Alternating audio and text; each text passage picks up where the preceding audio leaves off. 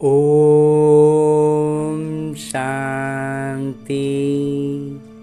ओम शांति बाबा।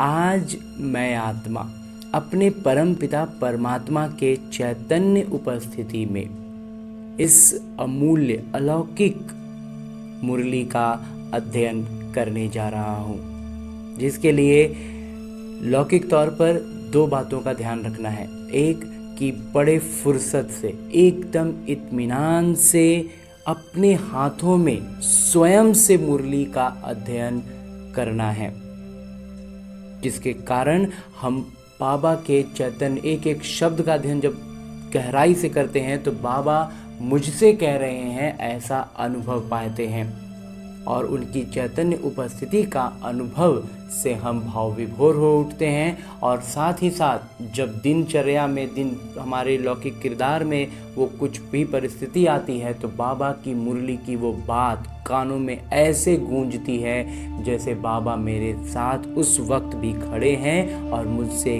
कान में बात को दोहरा रहे हैं। जब कोई हमारा लौकिक प्रिय हमसे कुछ कहता है तो हमें उनकी बात याद रहती है ना। बिल्कुल ऐसे ही परमात्मा की बातें हमें हमारे किरदार निभाते समय, हमारे जब विकर्म सामने आते हैं एक परिस्थिति बनकर, उस समय हमें याद रह जाते हैं। तो बस इसी अवस्था, ये चीज़ हमें लगातार हमारी उन्नति करती है। इसके लिए हमें फुर्सत से अपने हाथों में मुरली को लेना है और अलौकिक तौर पर करना क्या है कि अपने सूक्ष्म शरीर के साथ अपने उसी मन को जो यहाँ बहुत, जिसे हम कहते हैं कि भटकता है, वास्तव में वो छटपटा रहा है। बिल्कुल ऐसे जैसे मछली बिन पानी के छटपटाए, वैसे ही हम अपने वास्तविक परम पिता परमात्मा के सानिध्य से, उनकी उपस्थिति से जो दूर हो गए हैं, उसके कारण आज हमारा मन छटपटा रहा है, इसीलिए इधर उधर भटक रहा है कि वो अपने मूल स्थान तक पहुंच सके। तो बस उसे अभी फ़िलहाल सूक्ष्म शरीर को, अपने उसी मन को लेकर के पहुंच जाते हैं मधुबन की धरा पर, और उसमें भी खास तौर पर पांडव भवन के उन चार धामों में हम अपने दिल की बात कहने के लिए बाबा की कुटिया में जा सकते हैं।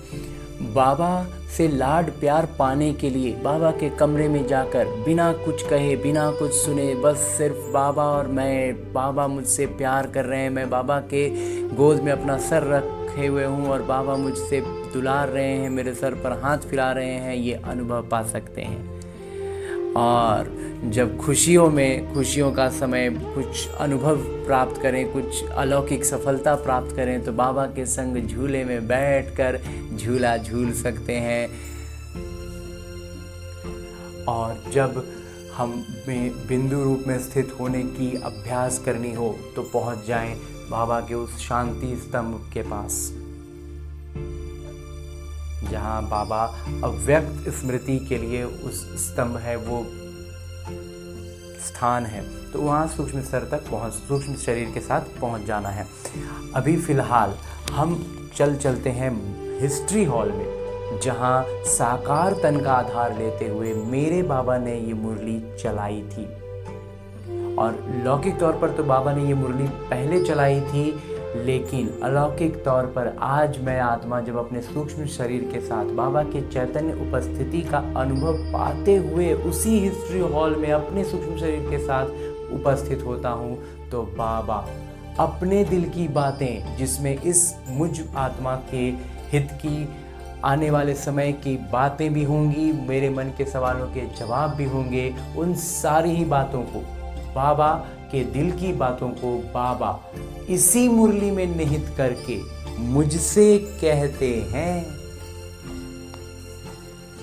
मीठे बच्चे, तुम्हें नशा होना चाहिए कि हमारे बाबा आए हैं हमें विश्व का मालिक बनाने, और हम उनके सम्मुख बैठे हैं। बिल्कुल बाबा, आप मेरे सम्मुख हैं, हम आमने सामने, मैं और मेरे बाबा बैठकर फुर्सत से बातें कर रहे हैं। इस बात का नशा है बाबा, रोज़ का अपॉइंटमेंट होता है मेरा मेरे बाबा के साथ, और मेरे बाबा उसमें मुझे विश्व का मालिक बनने की बात बताते हैं। पूरा नशा है बाबा। आगे प्रश्न रूप में बाबा कहते हैं कि कर्मों की गूढ़ गति को जानने वाले कौन सा पुरुषार्थ अवश्य करेंगे। और कहते हैं जो कर्मों की गूढ़ गति को समझ गए ना, वो एक पुरुषार्थ तो है जो जरूर करेंगे। कौन सा है? उत्तर बतलाते मेरे बाबा, याद में रहने का। कर्मों की जो गूढ़ गति है ना, उसका विकर्म जिसको कहते हैं, जो पुराने विकर्म हम कर क्या है, विकारों के अधीन रहकर हमने जो कर्म कर दिए हैं, उसको विनाश करने का तरीका एकलौता है बाबा की याद।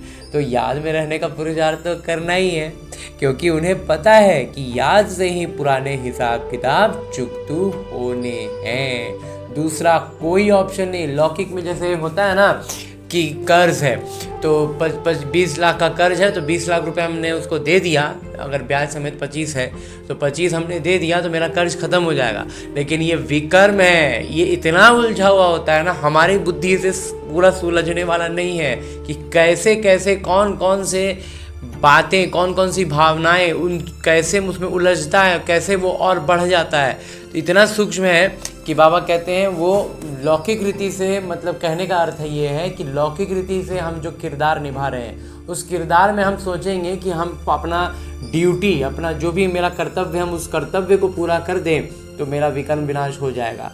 तो ऐसा होने वाला नहीं है। विकर्म है जो हिसाब किताब सिर्फ और सिर्फ बाबा की याद से चुकतू होने हैं, दूसरा कोई ऑप्शन नहीं है। हम कितना भी अपना किरदार को अच्छे से निभा लें, बहुत से आत्माओं को ये मन में होता है कि हम अपना जिम्मेवारी अच्छा से निभाएंगे ना तो मेरा वही विकर्म है, मेरा जिम्मेवारी के रूप में हमको मेरा परिवार, मेरा ये, मेरा वो, मेरा काम हमको मिला है तो हम इसको अच्छे से निभाएंगे तो मेरा विकर्म खत्म होगा। नहीं होगा।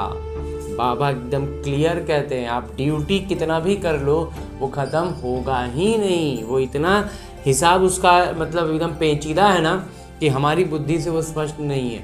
तो बाबा सीधा कहते हैं तुम मेरी याद में रहो, यानी बाबा की गुणवत्ताओं की सक्रियता लाएंगे, शक्तियों की जागृति आएगी, तब जो विकर्म हमारे सामने परिस्थिति बनकर आ रहा है उस पर हम प्रतिक्रिया देंगे, तब वो विकर्म वहीं के वहीं भस्म होगा, विनाश होगा, और कोई दूसरा उपाय नहीं है।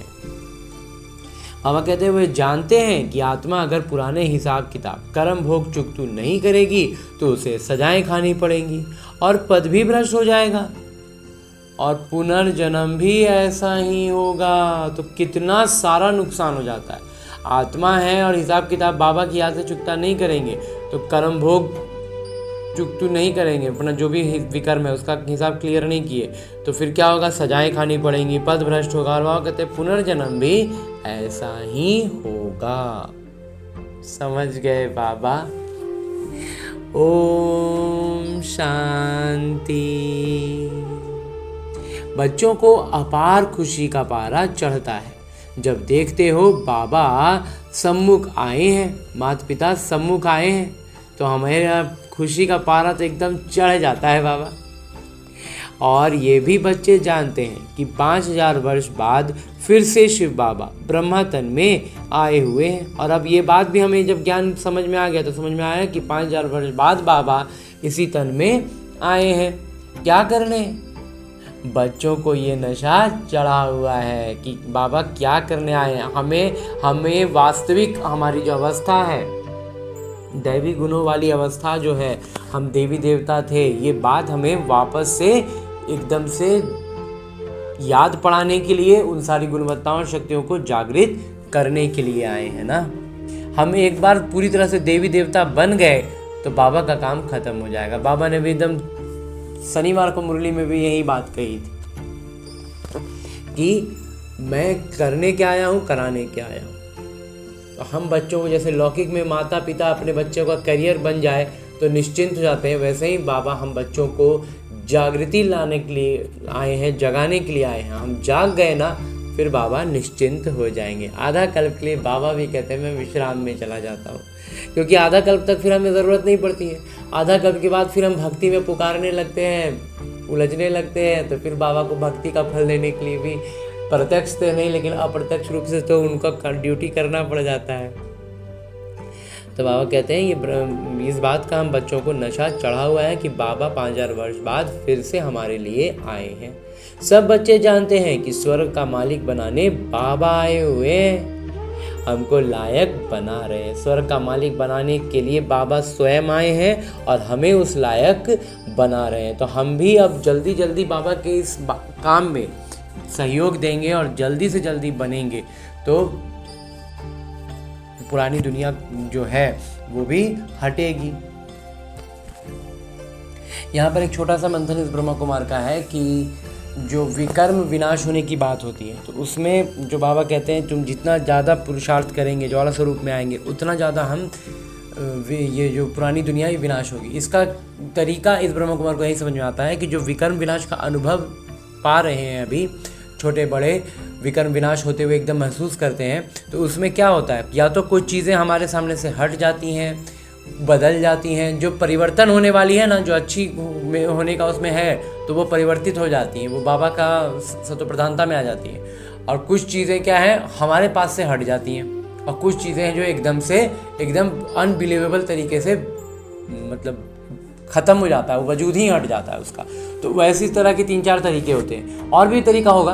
तो इस ब्रह्मा कुमार ने ये 3-4 तरीके देखे। तो 3-4 तरीकों में क्या है कि पुरानी दुनिया भी, हमारी स्थिति जब इतनी श्रेष्ठ होगी ना, तो जिसको जिसको इधर परिवर्तित होना होगा, सतो प्रधान होना होगा, वो इधर आएंगे।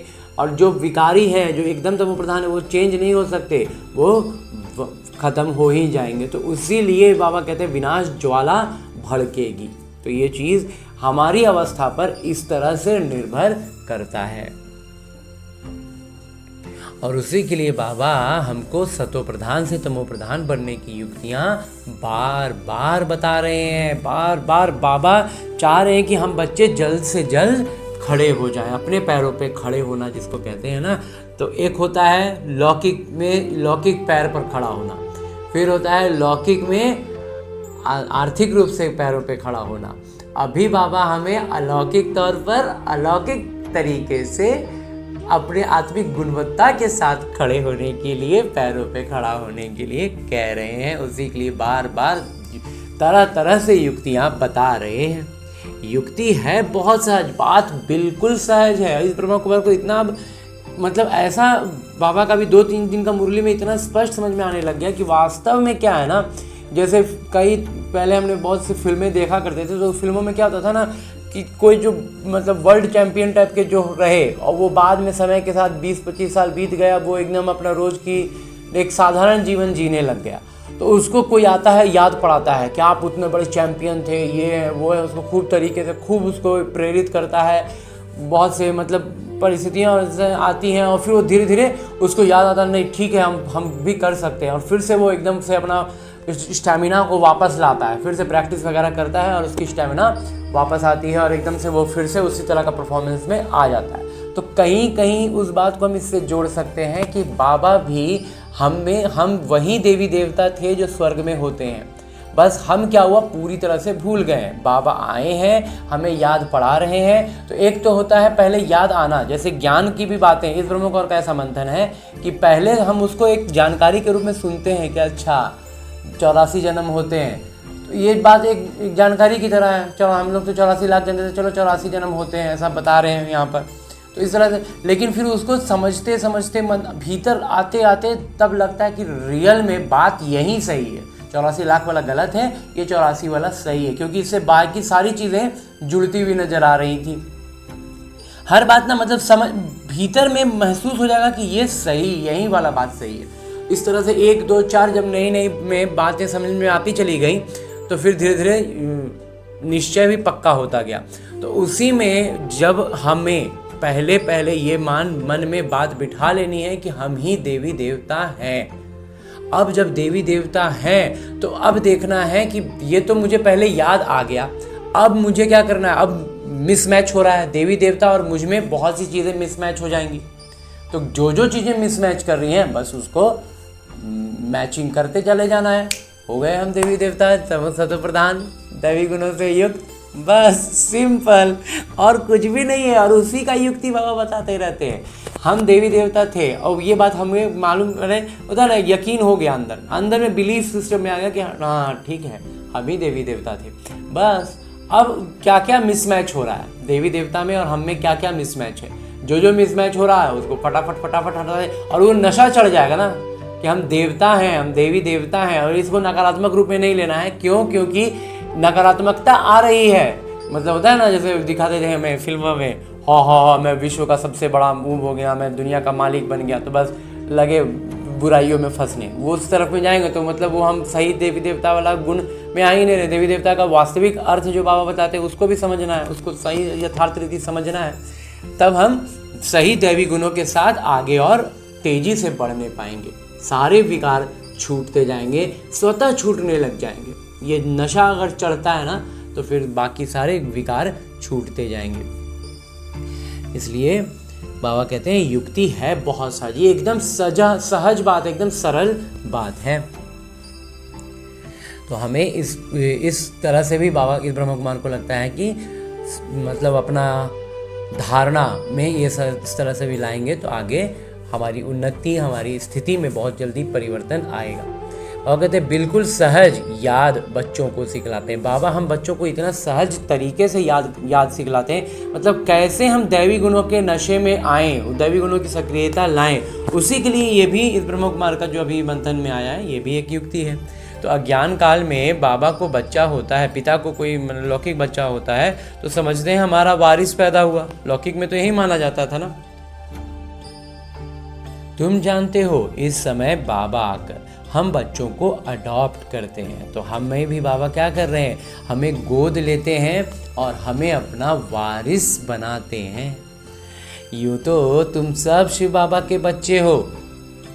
बाबा कहते हैं कि हम बच्चों को बाबा वारिस बना रहे हैं, तो ये बात भी हमें समझनी है कि बाबा की इस अलौकिक संपदा का बाबा वारिस बनाते हैं। यूँ तो बच्चे हम सब हैं, परंतु बाबा अपना कैसे बनाएं जो हमको सुना सकें और हम उनसे सुन सकें। बाबा कहते हैं बच्चे तो जितने मनुष्य आत्माएं हैं सब शिव बाबा के ही बच्चे हैं, लेकिन बाबा कहते हैं अपना कैसे बनाएं जो हमको बाबा सुने भी और उन सुना सकें और हम उनसे सुन सकें।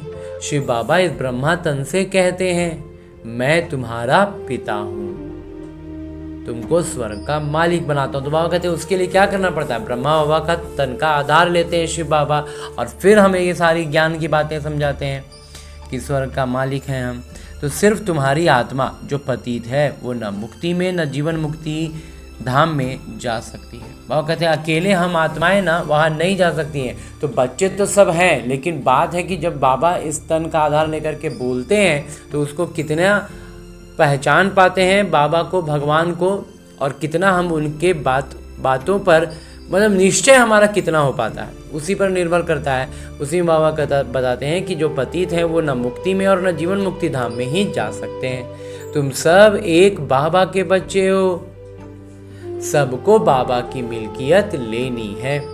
ढेर के ढेर बच्चे हैं, वृद्धि होती जाती है, अडॉप्ट करते जाते हैं। हे आत्माएं अब तुम मेरी संतान हो, अपने को रूह यानी आत्मा समझो।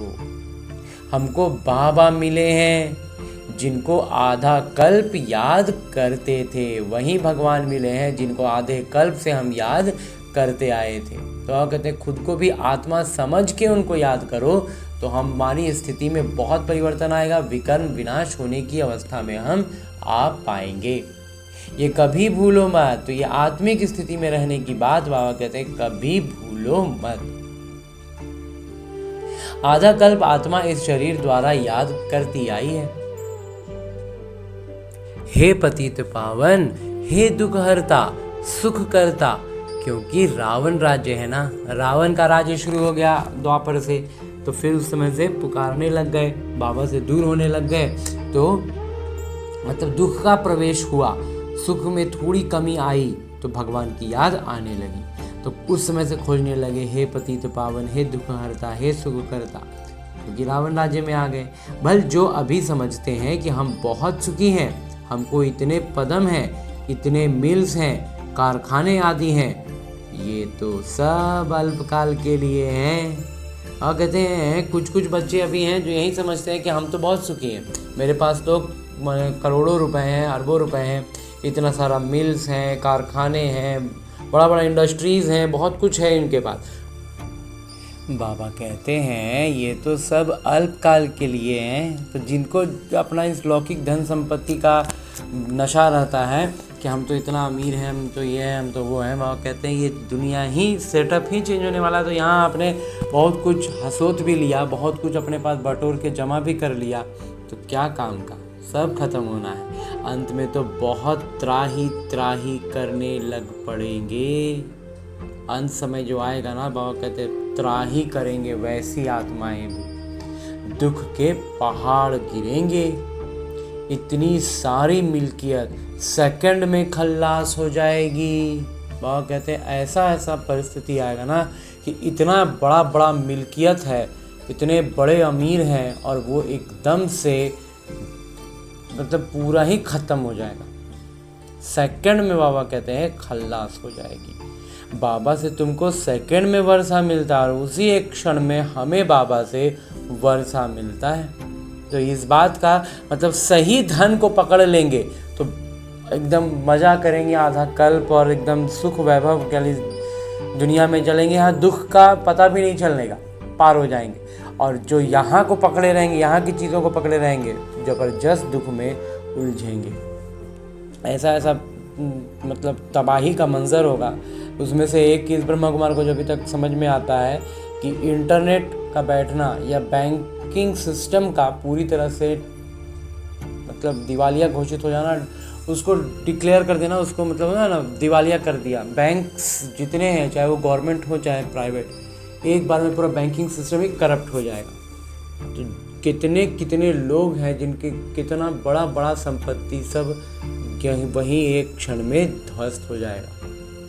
तो क्या उन आत्माओं का हालत क्या होगा? बिन पानी मछली की तरह छटपटाने लगेंगे। उसी को बाबा कहते हैं कि दुख के पहाड़ गिरेंगे, सारी मिल्कियत क्षण में समाप्त हो जाएगी, खल्लास हो जाएगी। और बाबा से हमको सेकंड में वर्षा मिल जाता है। कहते हैं तुमको सेकंड में स्वर्ग की बादशाही देता हूँ, ये पुरानी दुनिया खत्म हो जाएगी, लड़ाइयाँ लगेंगी, प्राकृतिक आपदाएं होंगी, सफाई तो चाहिए ना। वह कहते हैं सफाई करने के लिए भी ये सब कुछ करना पड़ेगा। तुम्हारी आत्मा भी अब पवित्र बन रही है। बिल्कुल बाबा। माता पिता दोनों समझ सकते हैं बच्चे कितनी मेहनत करते हैं। बाबा से वर्षा पाने की मेहनत बिल्कुल थोड़ी दे। बाबा कहते हैं कि हम अपना विकारों से ऊपर उठने के लिए खूब मेहनत कर रहे हैं, लेकिन वर्षा पाने के लिए ना बाबा हमें बहुत थोड़ा सा मेहनत करने के लिए कहते हैं। मतलब सही तरीके से, सटीक तरीके से जब हमारी अवस्था आ जाएगी तो मिल्कियत खूब मिल जाएगा। और उसके लिए बाबा कहते हैं मेहनत करने का ज़रूरत नहीं है। जो मेहनत लगता है विकारों से ऊपर उठने में ही लगता है, उसको पहचानने में, समझने में। बाबा से वर्षा पाने में मेहनत बिल्कुल थोड़ी ही देते हैं। तो हम थोड़ा सा मेहनत में खूब सारा मिल गया। अपने को आत्मा समझ बाबा को याद करो। बस आत्मा की स्थिति में आ जाओ, बाबा की याद में आ जाओ। खुद को आत्मा समझ लो, बाबा की याद, बाबा की गुणवत्ताएं, बाबा की शक्तियों की जागृति, बस मिल्कियत के हम मालिक हो गए। वो रूहानी पिता हैं निराकार, हम आत्माएं उनको बुलाते हैं ना। बाबा कहते हैं तुम्हारी आत्मा जो पतित है वो पावन कैसे बने? पतित पावन तो एक बाबा है ना। पानी की नदी पतित पावनी है तो झट से जाए, गोता खाकर चले आना चाहिए। वह कहते हैं पतित पावन अगर बाबा, अगर नहीं, नदी तो नहीं है, बाबा है। वह कहते हैं पतित पावन तो एक बाबा है, पानी की नदी तो है नहीं। तो अगर पतित पावनी नदी होती तो झट से गोता लगाकर चले आना चाहिए ना। और कहते हैं तो फिर नदी में जाकर के तो रोज़ नहा रहे हैं, रोज़ गंगा में स्नान करने वाले भी बहुत हैं, लेकिन कहाँ पतित से पावन हो रहे हैं। गंगा स्नान तो बहुत करते हैं जो फिर भी पतित। और कहते हैं ऐसे बहुत सी आत्माएं जो रोज़ गंगा स्नान कर रही हैं फिर भी पतित ही हैं। और कहते हैं क्यों? रात दिन यही धुन लगाते रहते हैं, पतित पावन सीताराम। अर्थात जब सब जो भक्तियां हैं अथवा सीताएं हैं, सबके रक्षक एक राम परमपिता परमात्मा हैं। बाबा कहते हैं जब धुन लगा के रखते हैं, एकदम मन में लगातार यही एक मंत्र की तरह चलता रहता है, पतित पावन मेरे बाबा हैं, हम सब भक्तियां हैं, हम सब सीताएं अपना अपना किरदार में जो फंस गए हैं, विकारों में उलझ गए, ये हम सब के रक्षक एक परमपिता परमात्मा राम है। पतित पावन पतियों के पति वही हैं, वही पतित पावन है, पतियों के पति हैं। वो जब आए तब आकर पावन बनाए, तो जब तक वो स्वयं आएंगे नहीं पावन कैसे बनाएंगे। तो अब बाबा कहते हैं मेरी श्रीमत पर तुमको चलना है और किसी की मत पर ना चलो। बाबा कहते हैं सिर्फ मेरी मत पर तुमको चलना है और किसी की मत पर नहीं चलना। वो तो समझते हैं भक्ति से भगवान मिलेंगे। जब भक्ति से भगवान मिलेंगे तो ऐसा क्यों कहते कि भक्तों की रक्षा करने आएंगे।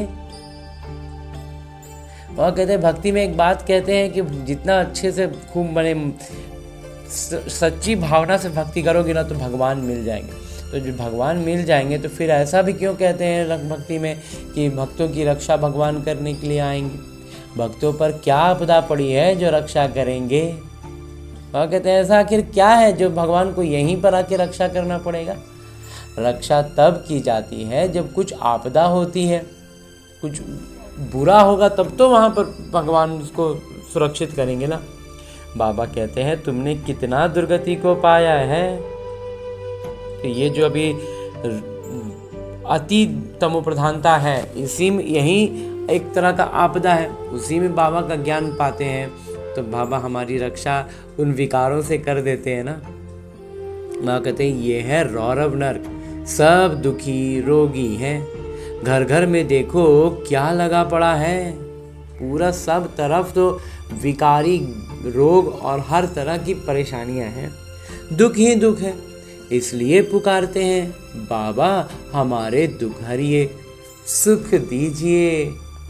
भारत में ही सदा सुख था, अब दुख है। भारत में एकदम सदा सुख था, दुख का निशान नहीं था, लेकिन अभी कल्प का ऐसा समय आया है कि अभी सिर्फ दुख ही है। भारत की बात है और खंड तो है ही अलग। बाबा कहते हैं मुख्य तौर पर बाबा भारत की ही बात बताते हैं, बाकी तो सब है सो है, वो तो आते ही बाद में। बाकी खंडों में ना अभी इस ब्रह्मा कुमार को बाबा के कई बार की मूल्य से ही समझ आता है कि बहुत ज़्यादा पूरे जितना दुनिया का सब तरफ जो मनुष्य रहते हैं ऐसा रहता नहीं होगा। जब सतयुग में ना उस तरफ मनुष्य रहते ही नहीं होंगे। इधर भारत के आसपास के जो है ना देश, जो भौगोलिक स्तर पर उतना ही दूर तक आबादी रहेगी, मनुष्यों का पूरा मतलब साम्राज्य और सब कुछ रहेगा। बाकी जो यूरोप जैसे देश है ना वहाँ पर इंसानी वजूद होगा ही नहीं। वहाँ पर डायरेक्ट द्वापर के बाद से ना कलयुग से, द्वापर से भी नहीं, इस ब्रह्मा कुमार को लगता है कलयुग से ही विकारी गंदगी के कीड़े जैसे पनपते हैं ना गंदगी में, उस तरह की वहाँ पर इंसानी शक्ल की आत्माएं जन्म लें जो एकदम से विकारी ही थी, पूरा विकारी में रहे। और वहीं फिर धीरे धीरे वो बीमारी के खराबी के चीज़ें जो हैं वो इस तरफ फैल गईं और भारत को भी पूरा पतित कर दिया। तो बाबा कहते हैं खंड तो है ही अलग, वो तो आते ही बाद में। बाबा एकदम स्पष्ट करें ना, आते ही बाद में, वो शुरुआत में वो रहेंगे ही नहीं, वहाँ पर इंसानी अस्तित्व रहेगा ही नहीं। कोई 60 जन्म, कोई इनसे भी कम जन्म लेते हैं, 84 जन्म देवता धर्म वाले लेते हैं। तो 60 जन्म वाला क्या, 63 जन्म तो द्वापर कलयुग मिला के होता है, उसमें भी 60 जन्म, मतलब द्वापर कभी शुरुआत से नहीं। तो ऐसे ऐसे भी आत्माएं हैं। तो कहने को तो वो भी बहुत समय की हो गई, लेकिन उन्होंने सुख तो नहीं है देखा। द्वापर की शुरुआत में भी जो थोड़ा सा होगा ना सुख का थोड़ा सा आभास, वो भी नहीं। जब अच्छा खासा दुख आने लग गया तब से वो आत्माएं वजूद में आई।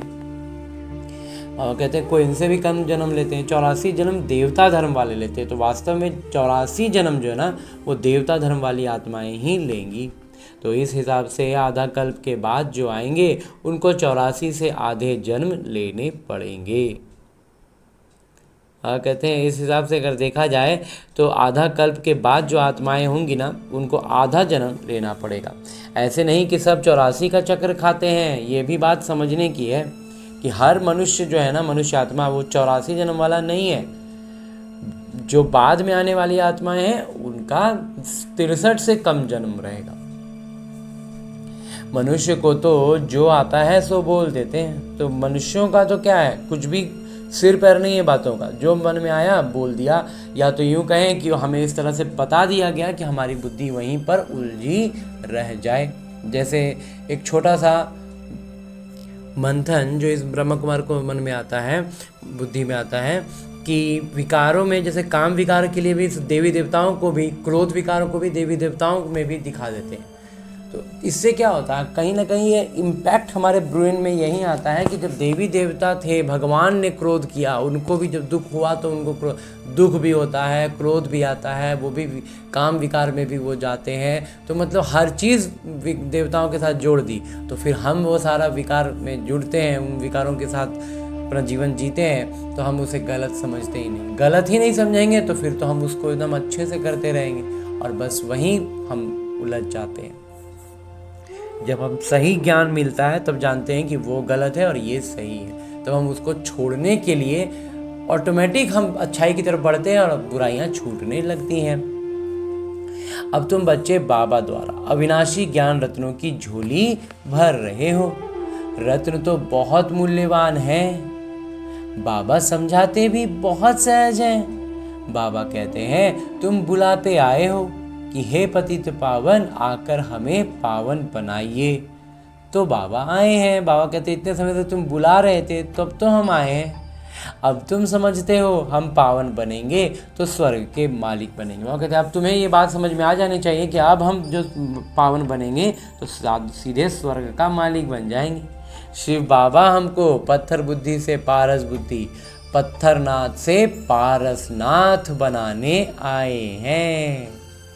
भक्ति मार्ग के चित्र सब पत्थरों के बने हुए, पत्थरों से माथा मारते हैं। तो क्या हो रहा था, हम पत्थरों से ही सिर फोड़ रहे थे ना, पत्थरों में ही माथा मार रहे थे। बाबा कहते हैं तुम भल कितनी भी मेहनत करो, फायदा कुछ नहीं होना है। बाबा कहते हैं भक्ति में चाहे कोई कितना भी कुछ कर ले, फायदा कुछ नहीं होना है। बहुत होता है, अंतिम पराकाष्ठा उसमें होती है तो दर्शन। यहाँ बाबा सम्मुख बैठ रोज हमसे बात कर रहे हैं, तो ये हुआ ना ज्ञान, ये हुआ ना बाबा का आशीर्वाद, बाबा की कृपा, जो डायरेक्ट भगवान हमसे बात कर रहे हैं। कुछ दिन पहले बाबा ने ये बात कही ना कि भगवान का सबसे बड़ा कृपा, भगवान का सबसे बड़ा आशीर्वाद यही है। तो ये जो भक्ति में हम चाहे कितना भी, बाबा कहते हैं 9 भक्ति कर लो, वहाँ मैक्सिमम क्या होगा, एक बार का दर्शन। वो भी क्या, जिस रूप में हम पूज रहे हो उस रूप का दर्शन। वास्तव में तो बाबा कहते हैं मैं ज्योति बिंदु, तो उसका दर्शन करके भी कुछ नहीं समझ में आएगा। तो इसीलिए उधर में बाबा कहते हैं कितना भी मेहनत कर लो, फायदा कुछ नहीं होना है। पहले तो तुम बलि चढ़ते थे, पहले तो काशी कलवट में लोग बलि चढ़ जाते थे, फिर भी क्या फ़ायदा हुआ, करके देवी का दीदार होगा। फिर जैसे के तैसे, बाबा कहते बहुत होगा तो जैसा ब्रह्म कुमार को पहले भी बाबा ने कहा है, बहुत होता है तो दर्शन हो जाते हैं, एक बार देवी का दीदार हो गया। बाबा कहते फिर क्या, फिर तो जैसे का तैसा, जैसा था वैसे ही ना रहोगे, रोज का जीवन तो वैसे ही ना चलता रहेगा, वही विकारों में उलझे रहेंगे। तो पतित पावन बाबा आते हैं एक बार संगम पर। सतयुग में तो भक्ति मार्ग की बातें होती ही नहीं। बाबा कहते हैं सतयुग में तो भक्ति का अंश भी नहीं रहेगा ना, तभी तो अभी हमें बाबा वैसे ही संस्कारों को जागृत करने के लिए पूरा युक्तियाँ बतलाते हैं, हमें वास्तविक अवस्था याद पड़ाते हैं। बाबा तो कहते नहीं कि गला काटो, ये करो, वो करो। भक्ति मार्ग में अनेक प्रकार से क्या क्या करते हैं। पहले देवियों पर मनुष्य की बलि चढ़ाते थे। बाबा कहते हैं तुम सुधरले थे तो देवता थे। बाबा कहते हैं पहले तो देवी देवताओं पर मनुष्य की भी बलि चढ़ाते, खुद की बलि चढ़ाते थे, जैसा बताते हैं बाबा। मुरली में ही सुना है ब्रह्म कुमार ने, भक्ति में तो ऐसा नहीं सुने। तो बाबा कहते हैं कि देवियों पर मनुष्य का ही बलि चढ़ा देते थे। हाँ, एक दो को सुनते हैं इधर में, थोड़ा बहुत कहीं कहीं कुछ है। तो वैसे में बाबा कहते हैं कि वास्तव में क्या था, जब तुम सुधरे हुए थे ना तो तुम देवता थे। अब कितने पत्थर बुद्धि बन पड़े हो, अभी हमारा बुद्धि एकदम भ्रष्ट हो गया है, विकार में इतना धंस गया है ना कि खुद से कुछ समझने की भी हम हालत में नहीं है। जैसे कैसे कोई लौकिक में कोई शराबी होता है, वो इतना ज़्यादा कोई नशा में आ जाता है, आजकल तो और भी नया चीज़ें सुनते हैं, तो वो सारी चीज़ों का नशा कर लेते हैं। तो फिर उनको आप ज्ञान समझाएंगे तो समझ में आएगा, कुछ नहीं समझ में आने वाला। तो बस कुछ वैसा ही स्थिति जो लौकिक में नहीं, मतलब वो शराब का नशे में नहीं है, लेकिन अपने विकारों के नशे में इतना फंसा हुआ है कि उसको बाबा की क्या नॉर्मल कोई बातें भी अच्छे तरीके से बताई तो नहीं समझ में आता। तो उनको इफ़ेक्ट क्या करता है, हमारी स्थिति। जो बाहर कितना भी विकारों से ढका हुआ रहेगा, अपने ईगो के घेरे में अपने आप को बंद रखेगा, लेकिन हमारी मन की स्थिति जो रहेगी ना, वो उसके अंदर की उस आत्मिक स्थिति को झकझोर देगी और जगा देगी। तो वो अपने ही से अपने उस ईगो के दायरे से एक बार बाहर निकल के झांकेगा, महसूस करेगा। तो हमें इसलिए, और अभी का जो समय है ना वो यही है। अब इस ज़्यादातर आत्माएं अपने ईगो के घेरे में खुद को बंद, जैसे कुछ कीड़े होते हैं, रेशम के कीड़े जैसा सुनते हैं कि वो अपने आप को अपने अंदर में ही बंद कर लेता है और फिर अंदर ही मर जाता है। तो कुछ वैसा ही हालत हम इंसानों के साथ है। अभी ईगो की ऐसी घेरे में हम अपने आप को घेर लेते हैं, विकारों के जाल बना करके उसमें ईगो का दीवार बनाते हैं और उसमें ही अपने आप को लॉक कर लेते हैं और उसी में ख़त्म हो जाएंगे। तो इसीलिए बाबा कहते हैं हम जब आत्मिक स्थिति में आते हैं, हमारी स्थिति जब श्रेष्ठ होती है ना, तो उस दीवार को हम तोड़ पाते हैं। हम डायरेक्ट अंदर की उस आत्मा को हिट करते हैं, वो एक बार जागृत हो, एकदम से लगभग ना सोई हुई अवस्था में बेहोश जैसे हो गई है। तो वो उसकी एक बार जागृति आती है ना, तो उसको समझ में आता है कि हम कुछ है। तो फिर वो अपने उस ईगो की दीवार से बाहर निकलते हैं और फिर अगर पुरुषार्थ करते गए तो ऊपर उठते जाएंगे, नहीं तो एक अनुभूति तो वो हमारे माध्यम से पा लेते हैं। तो इसलिए बाबा कहते हैं पत्थर बुद्धि बन पड़े हो तो तुमको स्वर्ग की बादशाही दी थी। तो बाबा वास्तव में हमें बताते हैं कि अभी इतना पत्थर बुद्धि वाली अवस्था में हम हैं, लेकिन हमको बाबा ने स्वर्ग की बादशाही दी थी। कितने सोने हीरे जवाहरों के महल थे, अथाह धन था। वो क्या किया, और कहते इतना पत्थर बुद्धि बन गए हो ना कि बाबा ने जो इतना धन संपत्ति इतना सब कुछ भर के दिया था, वो क्या हुआ पता भी नहीं है। अब तुमको कितने दुखी हो पड़े हो, अभी तो देखो दुख से हम कितना घिर गए। तुम असल देवी देवता धर्म के थे ना, अब सिर्फ तुम रजो तमो में आए हो। तुम तो देवता धर्म के थे, फिर अपने को हिंदू क्यों कहलाते? और कहते खुद को हिंदू क्यों कहला रहे हो, तुम तो देवता धर्म के थे। और सब धर्म वाले अपने अपने धर्म को ही मानते हैं, बाकी सब धर्म वाला अपना अपना धर्म को मानता है। बस ये देवी देवता धर्म वाले ही अपना धर्म भूल गए और हिंदू हिंदू पकड़ लिए, उनको पकड़ा दिया गया। वास्तव में उनका वास्तविक धर्म उनसे छूट गया, तो वो हड़बड़ाहट में जो उनको धरा दिया अब उसी को धर के सोच रहे हैं यही मेरा है। पापा कहते हैं धर्म तो एक ही होता है ना, मुसलमानों का मुस्लिम धर्म, क्रिश्चियन का क्रिश्चियन धर्म चला आता है। तुमको क्या हुआ, जिसका जो धर्म है उसने अपना धर्म को पकड़ के रखा। और कहते तुम्हारा धर्म क्या हुआ, तुम क्या हुआ तुमको? तुम बहुत सुखी पवित्र संपूर्ण निर्विकारी थे, अभी कितने विकारी बन पड़े हो, किसी को पता ही नहीं। बरोबर हम संपूर्ण निर्विकारी थे, फिर संपूर्ण विकारी कैसे बने? बाबा कहते हैं किसी को बात पता ही नहीं, अनुमान ही नहीं लगता है, स्थिति से ही इतना गिर गए कि सोच ही नहीं पाते कि हम ही उतना संपूर्ण निर्विकारी देवी देवता थे, कैसे इतना विकारी इतना पतित कैसे बन गए? 84 जन्म लेते सतो से तमो बने, अब बिल्कुल ही तमो प्रधान पतित हैं। सतयुग से कलयुग जरूर आना है, सब धर्मों को सतो रजो तमो में आना ही है, वृद्धि को पाना है। तुम भी वृक्ष में हो ना, और कहते हैं तुम भी तो इस कल्प वृक्ष में हो ना। झाड़ में देखो अंत में ब्रह्मा खड़े हैं, और झाड़ के ऊपर चोटी में ब्रह्मा ही 84 जन्म ले आकर अंत में खड़े हैं। बाबा कहते हैं दोनों ही पूरा वृक्ष का भी जो चित्र है उसमें भी बाबा कहते हैं दोनों तरफ में ब्रह्मा दिखाया जाता है। तुम भी जो नीचे ब्राह्मण बैठे हो वहीं फिर अंत में पतित शूद्र बने हो, फिर नीचे राजयोग सीख रहे हो। तुम भी शूद्र थे, अब ब्राह्मण बने हो।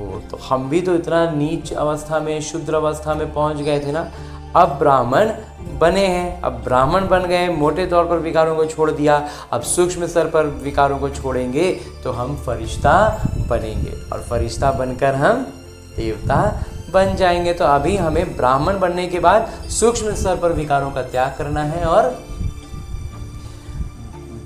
फरिश्ता बनना है। इसी लौकिक शरीर में, इसी जीवन में हम फरिश्ता बनने का पुरुषार्थ हमारा होना चाहिए। इसलिए बाबा कहते हैं तुम भी शूद्र थे, अब ब्राह्मण बने हो, अब आगे फरिश्ता बनना है। ये बड़ी समझने की बातें हैं। अभी झाड़ में बहुत अच्छी समझानी है। बाबा कहते हैं वृक्ष में भी, वृक्ष का जो चित्र है उसमें भी बहुत अच्छे से समझाया जा सकता है। अभी तुम राजयोग की तपस्या कर रहे हो, तुम्हारा ही यादगार खड़ा है, ये चैतन्य दिलवाड़ा मंदिर और वो जड़। बाबा कहते हैं ये जो दिलवाड़ा मंदिर है ना, वो जड़ में हमारा ही यादगार है और उसका चैतन्य में हम हैं। चैतन्य देवी देवता, चैतन्य अवस्था में सारा कुछ ज्ञान हमारे पास है और उसी का जड़ में, ठोस मतलब निर्जीव चीज़ों में जो यादगार बोला जाता है वो दिलवाड़ा मंदिर बनाया गया है। सतयुग में ये नहीं था।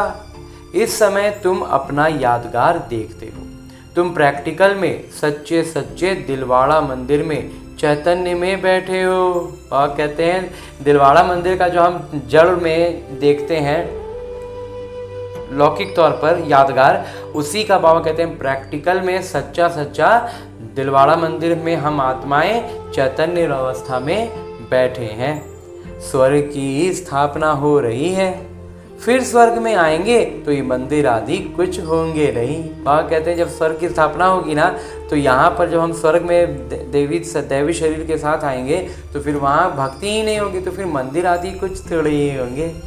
ये मम्मा बाबा और हम बच्चे बैठे हैं, हूबहू ये तुम्हारा मंदिर है। बाबा कहते हैं एकदम जो तुम्हारा अभी प्रैक्टिकल में चैतन्य अवस्था है ना, उसी का स्वरूप वहाँ दिलवाड़ा मंदिर में दिखाया हुआ है।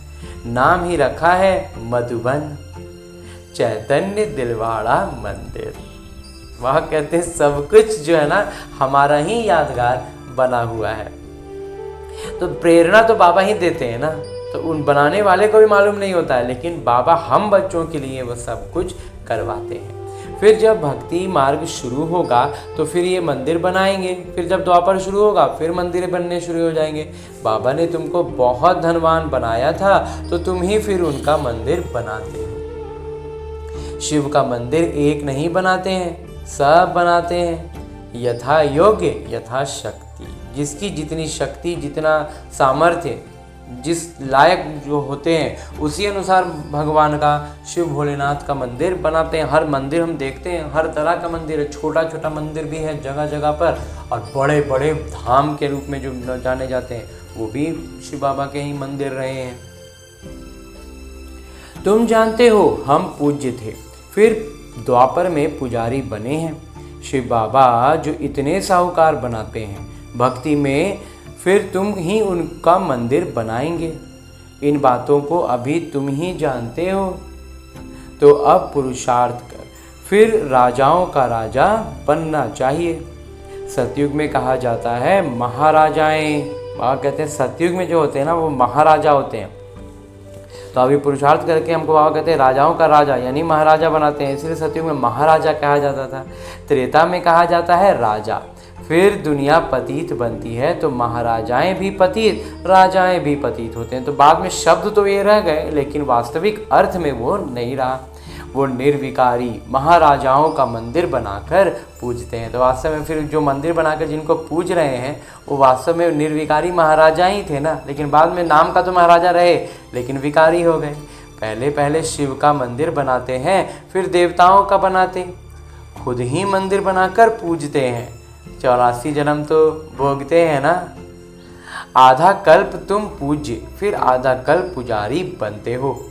मनुष्य फिर समझते हैं भगवान आप ही पूज्य, आप ही पुजारी हैं। बाबा कहते हैं मनुष्य भी कहीं ना कहीं ये समझते हैं कि आप ही पूज्य हैं और आप ही पुजारी हैं, सब कुछ आप ही देते हैं, आप ही छीन लेते हैं। बस यही गड़बड़ करते हैं अंत में कि समझते हैं कि भगवान ही दिए और भगवान ही ले लिए। वास्तव में भगवान छीनते नहीं है, छीनता रावण है। अच्छा, जब उसने दिया और लिया फिर तुमको चिंता क्यों लगती है? बाबा कहते हैं अच्छा अगर ये भी समझ के चलो कि भगवान ने ही दिया और फिर भगवान ने ही ले लिया, तो फिर बाबा कहते हैं फिर तुमको चिंता काहे होता है? तुम तो ट्रस्टी हो गए, आपको तो सिर्फ वहां पर ड्यूटी के लिए भेजा गया था, तो फिर चिंता आप क्यों करते हैं? फिर रोने की दरकार क्या है? बाबा बैठ आत्माओं को समझाते हैं। बाबा इतना अच्छे से बात समझाते हैं ना कि अगर उसको हम सही तरीके से समझें, मंथन करें, तो बात समझ में एकदम क्लियर आ जाती है। अब तुम आत्माभिमानी बनते हो नंबर वार। बाबा कहते हैं अब तुम बच्चे आत्माभिमानी बनते हो, लेकिन उसमें क्या हो जाते हैं? नंबर वार। कोई तो बिल्कुल बाबा को याद करते ही नहीं है। कहने को वो ब्राह्मण बन गए, बाबा का बच्चा बन गए, लेकिन बाबा को याद ही नहीं करते हैं। देही अभिमानी रहते ही नहीं हैं। यहाँ कितना समझाया जाता है, अरे तुम आत्मा हो, परमात्मा तुमको पढ़ाते हैं। बाबा इतना स्पष्ट तौर पर मतलब बैठ के सम्मुख पढ़ाते हैं। हम यहीं इस ब्रह्म कुमार को अनुभव हुआ, मंथन हुआ, तो फिर वो काम अभ्यास के रूप में शुरू किया और फिर वो चीज़ अनुभव में आने लगी कि हम मुरली को ना एक काम, एक ड्यूटी की तरह समझते हैं कि हाँ भाई रोज़ चूँकि ब्राह्मण बने हैं, बाबा का परिचय मिला, हम मतलब एक ड्यूटी, एक स्कूल में एडमिशन हो गया, अब हमें रोज़ जाना है सेंटर पे, मुरली सुनना है, वापस आना है, फिर अपना काम करना है। इस तरह से जब तक मुरली सुनते रहेंगे ना, तो मुरली का जादू का अनुभव नहीं होगा। मुरली बस एक काम है, एक बात है, हाँ उसमें एक आध बात कभी कभी कोई बात लगेगा कि जरा सा मतलब अनुभव लगेगा कि हाँ बाबा हमको बोल रहे हैं इस तरह का। लेकिन जब अपने से फुर्सत से बैठ के जब बात करते हैं ना, तो मुरली का एक एक शब्द का अध्ययन गहराई से एकदम फुर्सत से इत्मीनान रूप से बैठ के करते हैं, तब एक एक बात भीतर ऐसे समाती है कि एक तो वो बात बुद्धि में गूंजती रहती है, और दूसरा बाबा का उपस्थिति का, चैतन्य उपस्थिति का अनुभव हम पाते हैं। तो इसीलिए बाबा कहते हैं कि बाबा इतना प्यार से समझाते हैं कि तुम आत्मा हो, परमात्मा तुमको पढ़ाते हैं। ये बात बाबा बतला रहे हैं तो ये अनुभव करने का चीज़ है ना। तो हम जब तक अपने इस दिनचर्या में हमारा जो भी किरदार हमें मिला हुआ, उस किरदार में जब तक हम उससे, उन विकारी चीज़ों से, तमो प्रधान दुनिया की बातों से फुर्सत निकालना होगा, एकदम जरूर से निकालना। क्योंकि मतलब होता है ना, निकलने का एक ही उपाय है। यहाँ से हम सोचेंगे कितना भी अच्छा से ड्यूटी निभा लें, अपना नहीं ख़त्म होगा। उसके लिए 1 घंटा, जैसे लौकिक में भी एक तरीका बताया जाता था कि जैसे पुराने ज़माने के कर्ज होते थे ना, तो वो उतने व्यवस्थित तरीके से नहीं होते थे। मतलब कर्ज देते जाओ, कभी लगेगा कि कर्ज पूरा ही नहीं होगा। उसी तरह का होता है ये विकर्म। तो उसमें क्या होता था कि तरीका बताया जाता था कि आप जितना उसको देते हैं ना, जैसे किस्त देते हैं, तो उस किस्त जितना देते हैं ना, उसका डबल जमा निकालो, और 2 उसको एक ही किस्त, और एक किस्त अपने पास जमा रखते जाओ। तो एक समय आएगा कि वो जमा करते करते आपका जो मूलधन आपने उससे उधार लिया था ना, उसको आप डायरेक्ट फिर एक बार में गोटा जा करके उसको दे दो, तो वो ख़त्म हो जाएगा। क्योंकि किस्त में तो वो बोलेगा कि आपका ब्याज ही आपका किस्त में आ रहा था। वो पुराने ज़माने पे इस तरह के जो होते थे, जो अत्याचार वाले होते थे ना, उसमें इस तरह का बात हम सुनते थे। तो उसको कैसे चुकता करना है वो तरीका बताया था। तो क्या करना उपाय था, डबल निकालो, जितना किस्त देते हो उतना ही और निकालो, और उसको मत दो, अपने पास जमा रखो। तो कुछ हमें ऐसा ही करना है। पूरे इस दिनचर्या में ना विकारी काम में ही हम उलझे हैं, तब वो प्रधान दुनिया में हमारा जो कैरेक्टर है वही निभा रहे हैं, लेकिन उसमें 1 घंटे का लगभग समय मिनिमम निकालना है, और उसको बाबा के ज्ञान का मंथन करने में, मुरली का अध्ययन करने में जरूर से निवेश करना है। तभी हम इससे निकलने का उपाय, बाबा हमें युक्तियां देंगे, शक्तियां देंगे, गुणवत्ताओं की सक्रियता आएगी। मतलब जैसे किसी चीज़ को हमें तोड़कर बाहर निकलना है, जैसे हम अपने लौकिक जीवन में हर कोई आज महसूस करता है ना कि हम चेन में पूरा बंध गए, एकदम लॉक हो गए हैं अपने जो भी कैरेक्टर हम जी रहे होते हैं। अज्ञानता में हम यही महसूस करते थे। ज्ञान भी जब आता है नया नया, तो उसमें कैसे ये इम्प्लीमेंट होगा नहीं समझ में आते रहता है। तो उसी में इस ब्रह्म कुमार को ये मंथन से समझ में आया कि वास्तव में हमें फुर्सत से पहले वो 1 घंटा तो जैसे भी करके निकालना है। और उस समय में मुरली का अध्ययन जब बहुत अच्छे से करते हैं ना, तो इतनी गुणवत्ताएं और शक्तियाँ जागृत होने लगती हैं ना कि मतलब समझिए एक दीवार है जिसमें किसी भी तरह से मतलब एक हाथ, जैसे होता है एक हाथ घुसने भर का छेद करें, और बस एक बार वो ग्रिप मिल गया ना हमें, फिर तो हम धड़ाधड़ तोड़ देंगे, पूरा दीवार टूट जाएगा, पूरा दिनचर्या जो हमारा लॉक था वो एकदम से फ्री हो जाएगा। हर एक विकर्म है, जिस चीज़ में आप अपने आप को बंधा हुआ महसूस कर रहे हैं, हर एक चीज़ क्या है, हमारा विकर्म के कारण हम बंधे हुए हैं।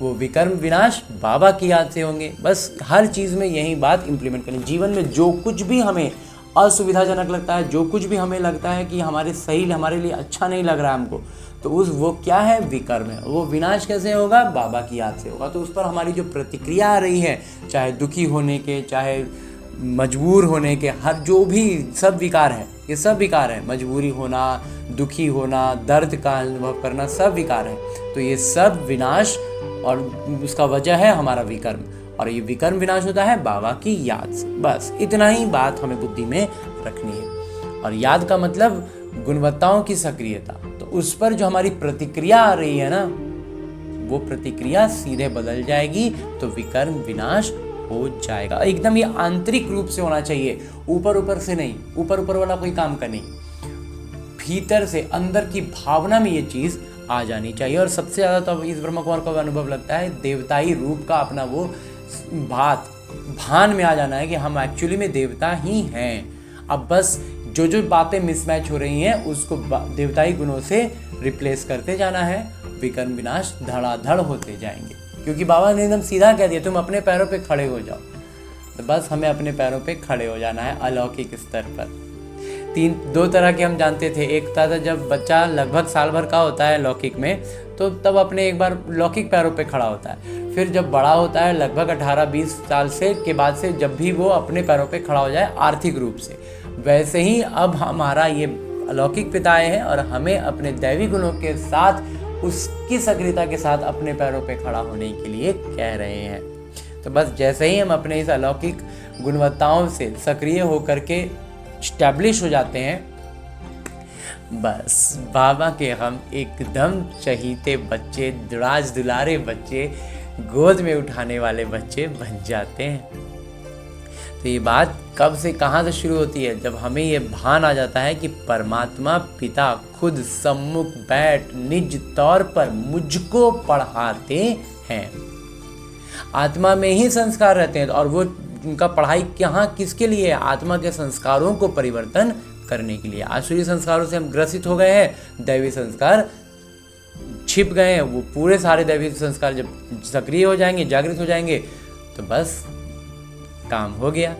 बाबा कहते हैं आत्मा ही बैरिस्टर आदि बनती है, आत्मा मैजिस्ट्रेट बनती है। लौकिक में जो किरदार निभाता है सब आत्मा निभा रहा होता है। कल क्या बनेंगे, अगर आत्मा बाबा को अच्छी रीति याद करती रहेगी तो फिर अमर लोक में जाकर जन्म लेगी। वह कहते हैं फिर कल क्या बनना है, बैरिस्टर बन गए, मजिस्ट्रेट बन गए, क्या क्या बन गए, हर कुछ कर लिया इस लौकिक जीवन में। अब बाबा कहते हैं अब क्या, अब बाबा का बच्चा बनो तो अमर लोक में जाकर जन्म लेंगे।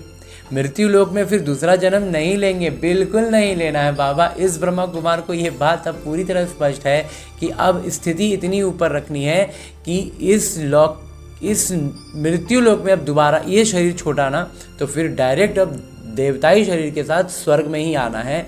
अब इस मृत्यु लोक में दोबारा कोई दूसरा शरीर नहीं लेना है बाबा। अगर कुछ हिसाब किताब रहा हुआ होगा तो सजा खानी पड़ेगी। कर्म भोग कर चुकतू करना होगा। बाबा कहते हैं अगर हिसाब किताब बचा हुआ रह गया, अगर बाबा की याद से उसको अच्छे से विनाश नहीं किया, तो फिर सजाएं खानी पड़ेंगी। जो कर्म भोग है उसको भोग कर चुकता करना होगा। फिर पद ऊंचा नहीं, और उसके कारण फिर पद भी ऊंचा नहीं मिलेगा। तो ये कर्मों की गुह्य गति बाबा बच्चों को ही बैठ समझाते हैं। तो ये कर्मों का सारा गुह्य ज्ञान हम बच्चों को ही तो बाबा इतना स्पष्ट करके समझा देते हैं ना, ताकि हम अपना विकर्म विनाश कर लें।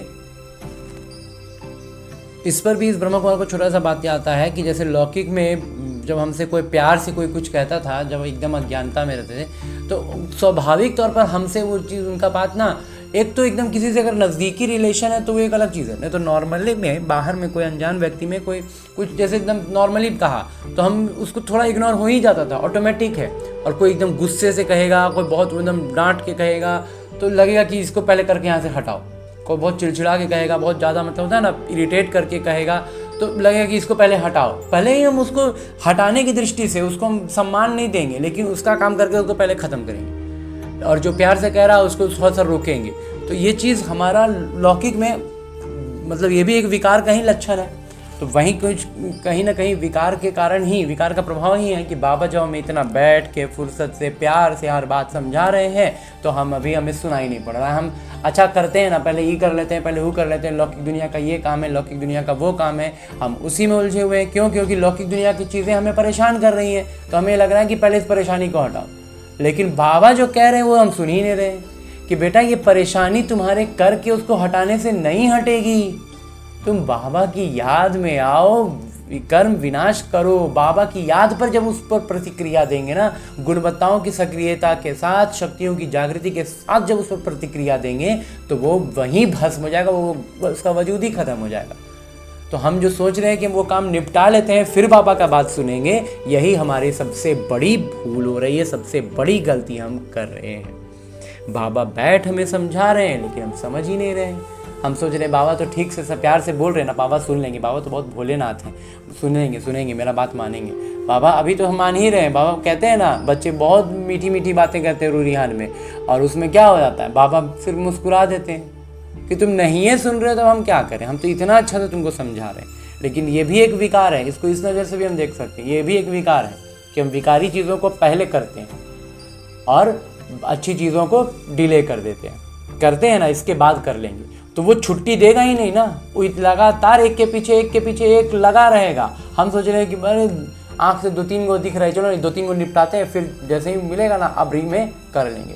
वो अबरी करते करते समय समाप्त, आ जाएगा अंतिम घड़ी, ना अभ्यास हुआ, ना अंक जमा किए, प्रैक्टिस के दौरान भी जो अंक जमा होते हैं वो भी नहीं किए, और ख़त्म कहानी, फिर सजाएं खाओ। बाबा कहते हैं ये भी बच्चे जानते हैं, सतयुग है सतो प्रधान। तो सतयुग क्या है? सतो प्रधान है। सतो होगा त्रेता, सतयुग होगा सतो प्रधान। हर चीज वहां सतो प्रधान होती है, तो उस लायक बनना है ना, तो अभी ही तो बाबा कह रहे हैं आत्मिक रूप से उस अवस्था में अभी आना होगा, तब हम वहां के लायक बनेंगे, तब हम वहां जाएंगे, नहीं तो नहीं जा सकते। कहते हैं कृष्ण गौ संभालते थे, राजाएं गौ संभालते हैं क्या? बाबा कहते हैं लौकिक में हमें क्या कहानी सुना दिया कि कृष्ण जो थे वो गाय चराया करते थे। बाबा कहते हैं वो तो राजा के बच्चे थे, राजकुमार थे, तो वो गाय संभालेंगे। राजा का बच्चा गाय संभालता है, गाय चराता है? ऐसी बातें तो हो नहीं सकती। तो जैसे विकार की, क्रोध की और इस सब बातों में जैसे देवताओं को उलट दिया था ना, उलझा दिया था हमारी बुद्धि को, ऐसे ही इन सब बातों में भी हमारी बुद्धि को उलझा दिया है। ये दिखाते हैं सतयुग में गौएं भी बड़ी फर्स्ट क्लास होती हैं, उनको कामधेनु कहा जाता है। तो कामधेनु गाय को बहुत मतलब ऊपर माना जाता है, बहुत श्रेष्ठ। सतयुग नहीं, स्वर्ग में पता जाता है कि कामधेनु गाय भी कहीं कुछ होती है, बहुत मतलब श्रेष्ठ होती है गाय। तो बाबा कहते हैं वास्तव में ये होंगी, लेकिन उसको कृष्ण चराएंगे, उसको घुमाएंगे, ये श्री कृष्ण का काम नहीं होगा। तो बाबा कहते हैं जगदम्बा सरस्वती भी कामधेनु है, 21 जन्मों के लिए सबकी मनोकामनाएं पूर्ण करती है। हाँ, कामधेनु के बारे में कहा जाता था कि वो मनोकामना पूर्ण करने वाली होती है। तो बाबा कहते हैं इसीलिए कि वो सरस्वती जो है, अम्बा जिनको कह रहे हैं, मम्मा कहते हैं, वो वही है ना, 21 जन्मों के लिए सबकी मनोकामनाएं पूरी करती हैं। तुम भी कामधेनु हो, वही नाम फिर गौ पर रख दिया है। वास्तव में बाबा कहते हैं वो मम्मा के लिए था, जिसको फिर चूंकि मतलब लौकिक में बोला जाता था ना कि किसी मतलब बेटियों को गाय बोला जाता था, माताओं जैसे गाय माता बोलते हैं, लेकिन उनके सीधे गाय जो होती है सबसे मतलब सीधा जानवर में भी सबसे सीधा शरीफ शराफत वाला पशु कोई है तो वो गाय। तो इसीलिए क्या बोलते थे कि जैसे बोला मेरी बेटी तो गाय है, तो ये क्या उसकी तारीफ कर रहे हैं, एक भाषा में उसकी तारीफ हो रही है। तो कहीं ना कहीं ये बातें सब एक दूसरे से जुड़ी हुई थी। क्यों? क्योंकि जो कामधेनु भी जो है ना, वास्तव में ये मम्मा की क्वालिटी थी, तो उसको गौ में लगा दिया, और वहीं सब कारण से सब बातें एक दूसरे से जुड़ती हुई रही। तो कुछ अच्छा जुड़ता है, कुछ बुरा जुड़ जाता है। इसलिए वो कहते हैं वही मामा का नाम को, कामधेनु को गाय पर लगा दिया। जो बहुत दूध देती हैं, जो बहुत ज़्यादा दूध देती थी ना, उसको कामधेनु गाय कह दिया। तो मतलब जैसे मम्मा बहुत ज़्यादा आशीर्वाद, प्यार, कृपा, अपना मतलब होता है ना, मातृत्व का जो दुलार होता है, सानिध्य होता है, वो चीज़ समझे कि गाय के दूध में, तो उसको जो ज़्यादा दूध देने वाली गाय थी उसमें नाम लगा दिया कि वो कामधेनु गाय। मतलब कुछ भी, कहीं का भी कुछ भी चिपका दिया। राजाओं के घर में बड़ी फर्स्ट क्लास गायें होती हैं। जब यहाँ भी राजाओं के पास ऐसी अच्छी अच्छी हैं तो स्वर्ग में कैसी सुंदर होंगी।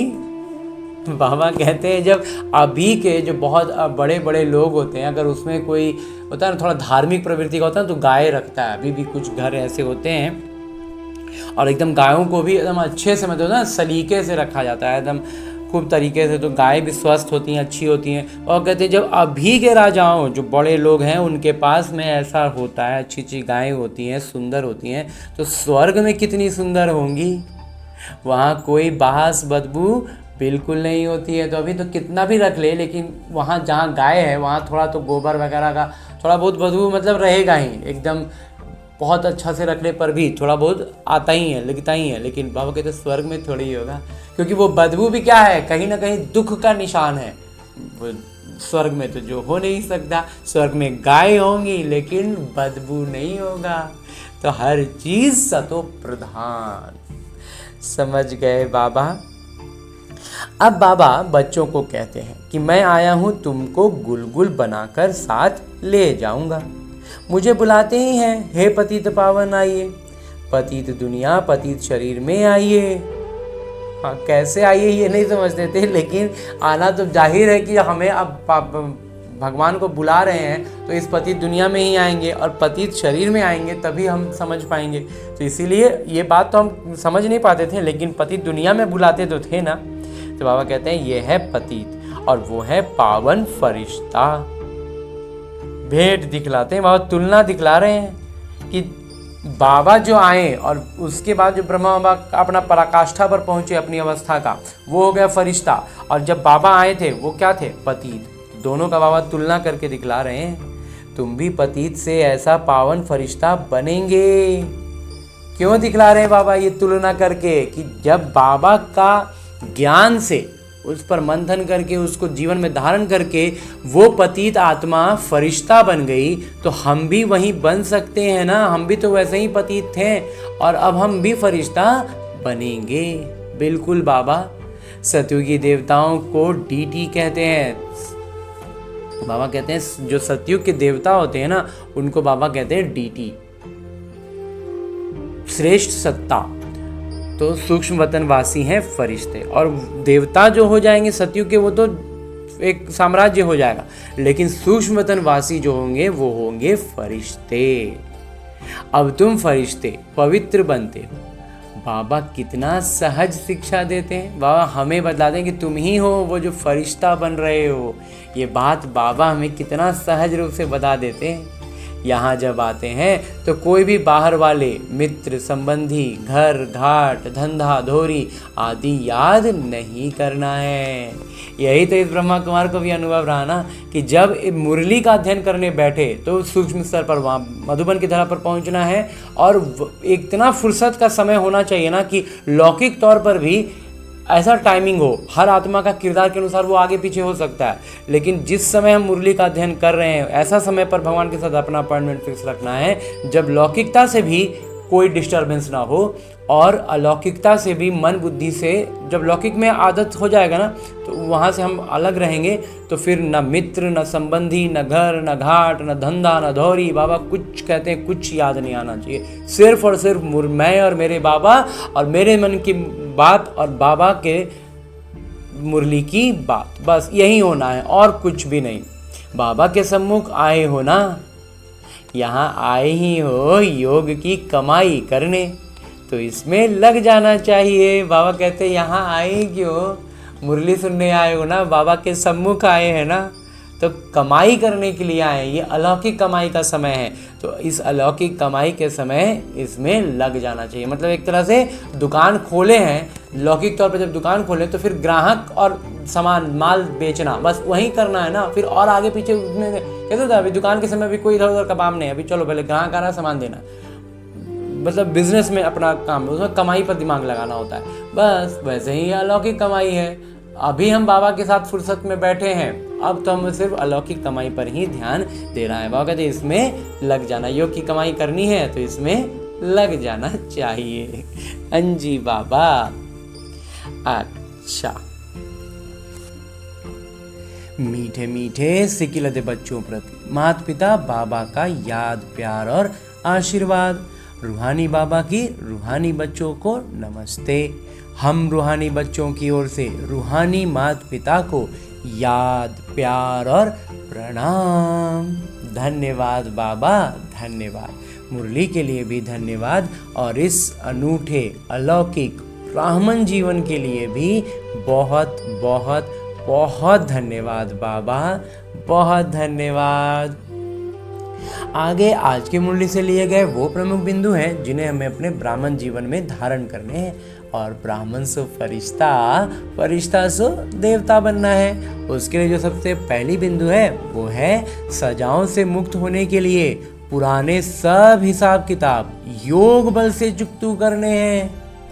सारा हिसाब किताब चुकता करके कर्मातीत अवस्था तक पहुंच जाना है हमें योग बल से, बाबा की याद से, गुणवत्ताओं की सक्रियता के साथ शक्तियों की जागृति ला करके ट्रस्टी होकर सब कुछ संभालना है। और लौकिक किरदार जो है ना उससे एकदम अपने आप को अलग कर लेना है।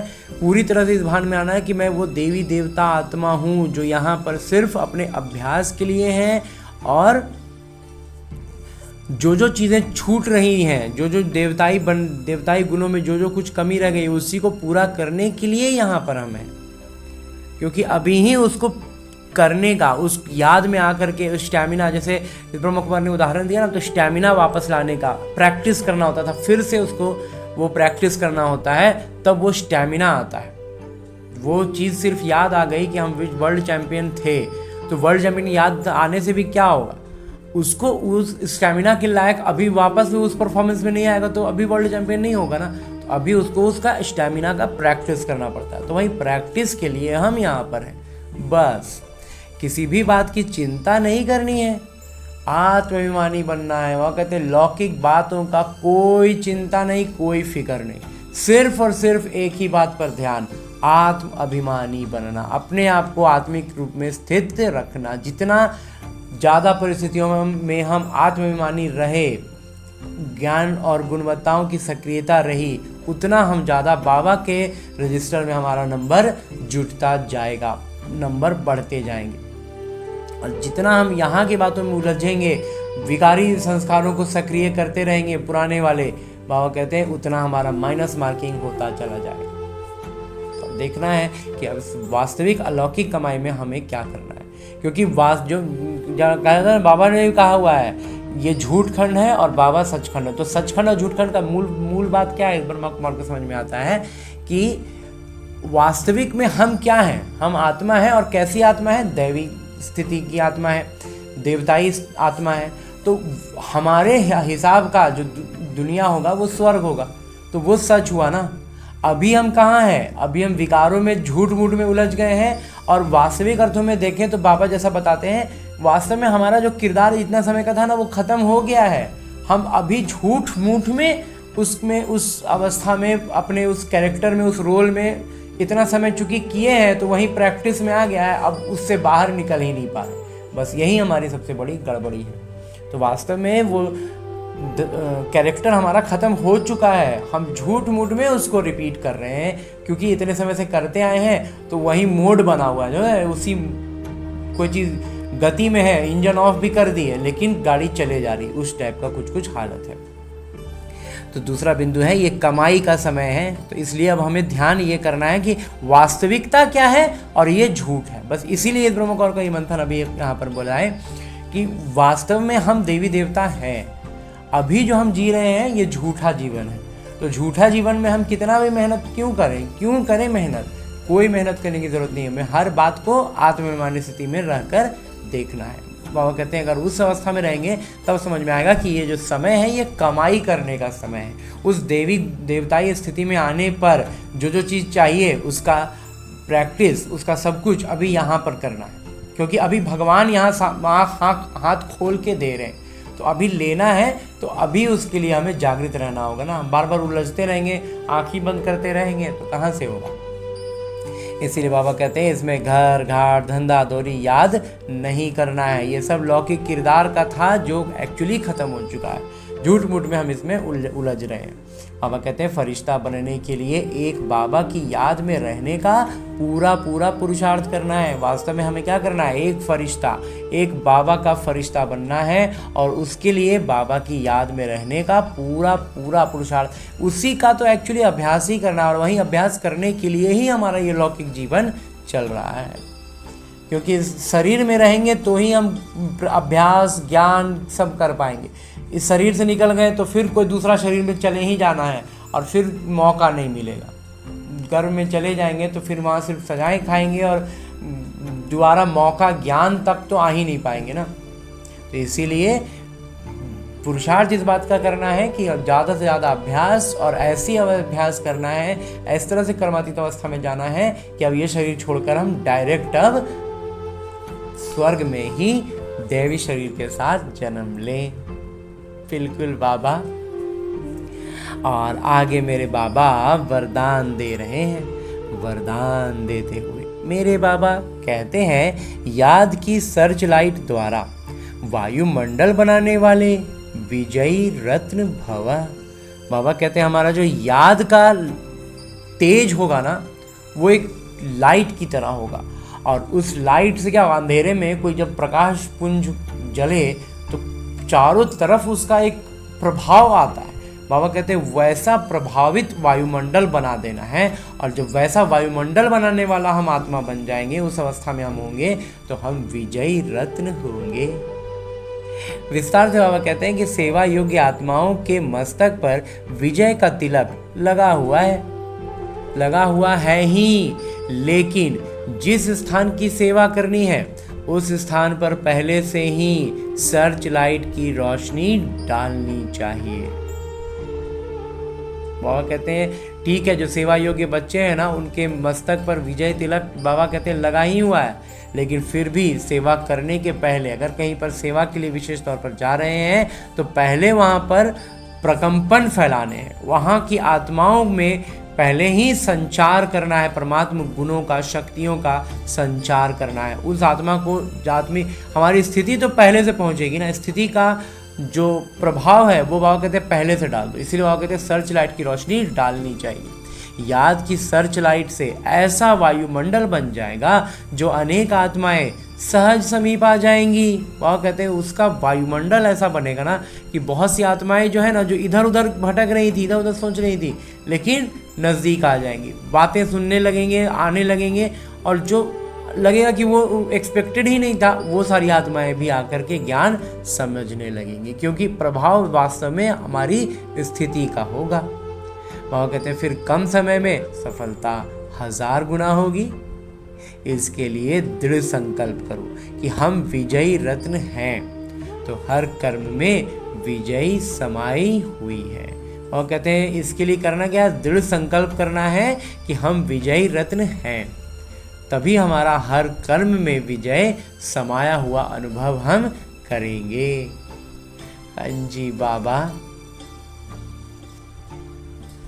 और आगे स्लोगन है, जो सेवा स्वयं को व दूसरों को डिस्टर्ब करे वो सेवा नहीं बोझ है। बाबा कहते हैं लौकिक तौर पर कई बार क्या होता है ना, हम सोचते हैं हम सेवा कर रहे हैं या सेवा के लिए ये है, सेवा के लिए वो है, लेकिन बाबा कहते हैं अगर उस सेवा से बाकी बहुत सारी आत्माएं डिस्टर्ब हो रही हैं तो इसका मतलब बाबा कहते हैं वो सेवा नहीं हो रहा है। एक तो बाबा ने एक बार नाम दिया था नामधारी सेवा, और दूसरा आज बाबा कहते हैं वो बोझ है। वास्तव में वो बोझ है, वो सेवा नहीं हो रहा। समझ गए बाबा। और अभी तक हमने परम पिता परमात्मा से इतना श्रेष्ठ, अमूल्य, अलौकिक, दिव्य, साकार मुरली को परमपिता परमात्मा के चैतन्य उपस्थिति में अध्ययन करने का प्रयास किया और परमात्मा के चैतन्यता का अनुभव भी किया ना। अब मेरे बाबा इसी अव्यक्त स्वरूप में स्थित रहकर एक इशारा देते हैं कि ज्वाला स्वरूप स्थिति में रह शक्तिशाली याद का अनुभव करो। और ऐसा अनुभव करने के लिए बाबा हर दिन अलग अलग आयामों से अलग अलग इशारे देते हुए आज जो इशारा दे रहे हैं वो है ज्वाला रूप बनने के लिए यही धुन सदा रहे कि अब वापस घर जाना है। बिल्कुल बाबा, ये भी धुन बाबा कहते लगा रहेगा ना तो ज्वाला रूप की याद हमारी बढ़ेगी। जाना है अर्थात उपराम, पूरी तरह से यहाँ से एकदम बुद्धि बाहर निकल जाएगी। जब अपने निराकारी घर जाना है तो वैसा अपना वेश बनाना है। जब निराकारी घर जाना है तो फिर अपनी स्थिति भी निराकारी वाली होनी चाहिए ना। तो जाना है और सबको वापस ले जाना है। बाबा कहते खुद तो जाना है और सबको वापस ले जाना है। इस स्मृति से स्वतः ही सर्व संबंध सर्व प्रकृति की आकर्षण से उपराम अर्थात साक्षी बन जाएंगे। बाबा कहते हैं जब उपराम स्थिति में आएंगे ना तो फिर जितना भी संबंध है, जिन भी चीज़ों से वस्तुओं तक से संबंध जो हमारा होता है, एक जुड़ाव होता है, बाबा कहते हैं उन सबसे आकर्षण हमारा जो है ना, उनसे हमारा वो जो अटैचमेंट है वो ख़त्म हो जाएगा। क्योंकि हमें अब बस एक ही धुन है, हमको घर जाना है। लौकिक में जैसे छोटे बच्चे होते हैं वो थोड़ी देर घर से बाहर निकलने के लिए पकाते हैं, फिर बाहर निकलो तो बस घर जाना है, घर जाना है, घर जाना है। बस हमें भी अब घर जाना। फिर उसको कुछ भी दिखाते रहो, कुछ भी समझाते रहो, उसको बस खाली घर जाना है, घर जाना है। तो बस हमें भी अब घर जाना है। उसको अगर मम्मी से दूर है तो बस मम्मी के पास जाना है, घर जाना है, मम्मी के पास जाना है, घर जाना है। तो हमें भी अब बस बाबा के पास जाना है, घर जाना है। बस यही धुन लगा लेनी है, फिर यहाँ का कुछ भी अच्छा नहीं लगेगा। और कहते हैं उपराम अर्थात साक्षी बन जाएंगे। तो उपराम का मतलब हम साक्षी हो गए। फिर यहाँ के लिए हम एकदम फॉर्मेलिटी में हम यहाँ पर हैं। साक्षी बनने से सहज ही बाबा के साथ ही वह बाबा समान बन जाएंगे। और जैसे ही साक्षी बने, उपराम होंगे तो साक्षी होंगे। और बाबा कहते हैं साक्षी बनने का मतलब है सहज ही हम बाबा के साथ ही बन गए। साक्षी का मतलब हम ऊपर उठ गए, ऊपर उठेंगे तो हम बाबा का साथी बन गए। बाबा का साथी बनने का मतलब बाबा समान बन गए। गजब टाइप का बाबा जोड़ दिए बातों को। तो बाबा समान बनना ही तो देवता बनना है ना, और देवता बन गए तो स्वर्ग में बाबा हमें भेज देंगे। समझ गए बाबा? तो अभी जब तक ये संगम युग का समय है तब तक हम बाबा के साथी बनकर बाबा के सेवा में उनका निमित्त बनेंगे, और उसमें निमित्त बनते हुए हम बाबा समान बन जाते हैं। तो फिर बाबा हमें सतयुग में देवी देवताई शरीर में भेज देंगे। समझ गए बाबा? अच्छा, ओम शांति।